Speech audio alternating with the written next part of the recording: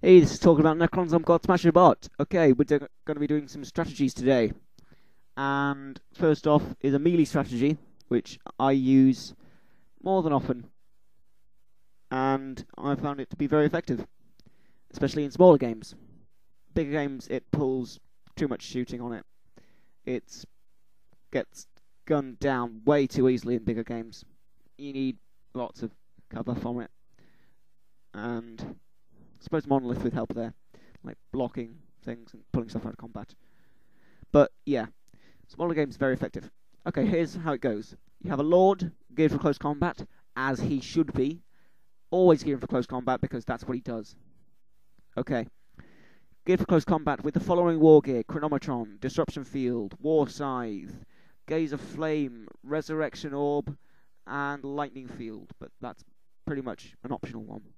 Okay. You give the flayed ones that you join with him all have disruption fields, just to help with like anti-tank or walker or bunker or whatever has an arm value. And you also have some pariahs. Okay, what you do is have the Lord and flayed ones join together in a squad, or have the flayed ones come in from a side, or have them work up to a nearer point to towards the enemy before you join the Lord with them, because otherwise you're not really making much of effectiveness of the flayed ones move through cover and stuff. Okay, the Lord joins the Necrons, the flayed one squad, and so inflicts a -1 leadership value using his Gaze of Flame on the enemy. It doesn't matter if you get charged by the enemy, but make sure that they're charging the Lord and flayed one squad, not the pariahs, because pariahs are just hanging around to inflict their soulless rule. Okay, the soulless rule makes everything leadership 7 within 12 inches of the pariahs, that is. And so you have what you'll combat with the Lord and the flayed ones and whatever you're combating, not more than 12 inches away from the pariahs. That's it.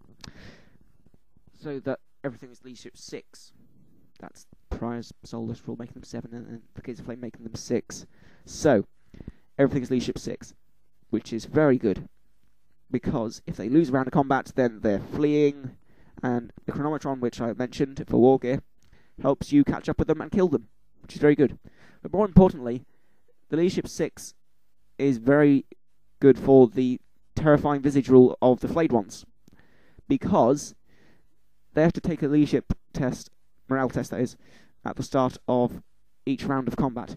Each round of combat. If they fail, which they probably will at leadership 6, then they only hit on a 6. It's very, very good. I love this kind of combo. Meshing with the leadership of an enemy is very effective. Necrons are good at fear tactics, so that's what you do with them. Yeah. Make sure they're well defended in larger games, as I said earlier, because they're only melee and you need them protected. The pariahs, I haven't said much about them. They inflict the soulless rule on the enemy. Have them as a counter charge. Don't have the enemy charge them, but have them charge your Lord and flayed ones, because they're going to survive a bit better. Once you've got rid of a combat, just kill the enemy, you move on to the next and go battlefield doing that. It works better on armies with lots of little squads for melee, like orcs, I suppose, but maybe not as much. Pick and choose your enemies. You got to use it wisely. Okay. Now, I got this from a guy called Bill Napier. I shall put up a link in the video description. And, well, yeah, read through it. And have a look through his other stuff. He has got some things on Eldar, some Harlequin bits as well, and Imperial Guard. I think some Space Marines, I'm not sure. It's a decent enough site. I've put this up on the Catan support group as well, which I should also put a link up for. It's a reasonable strategy. it works quite well for me. I've used it in some mostly good games. Just a note about this picture. It's what a flayed one would be like if it took a female flesh and put it on itself. If it's a female flayed one, that is. So, that's this picture explained. Okay. Yeah, it works reasonably well in smaller games. Larger games, I've said, you need loads of protective stuff. And it's no joke, you just get shot up way too much. The enemy shot like 1,500 points of stuff into me in Imperial Guard match that I went in. Funny thing about that, he shot 90 conscript shots. 3 played ones went down, they all got back up. That set a new store record. Okay. That's about it for the strategy. If I think of any other strategies, I'll put videos up of them. But that's the main one I use.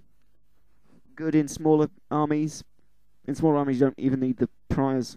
But the priors increase the effectiveness of this strategy like tenfold. It can also be done with like the Deceiver if he uses his Dread rule on a squad. You don't even need the flayed ones for that. You can just use the Lord geared up for the combat and the pariahs. That helps work on them just as well. Plus, you could even like throw the Deceiver in to ultimately squash it into the ground, or whatever. Cheaper with flayed ones. Okay, that's about it for the strategy. Next time, I shall probably either find another strategy or talk about apocalypse units and apocalypse formations and stuff. Okay, that's about it. This has been talking about Necrons. I'm God Special Bod. See you later.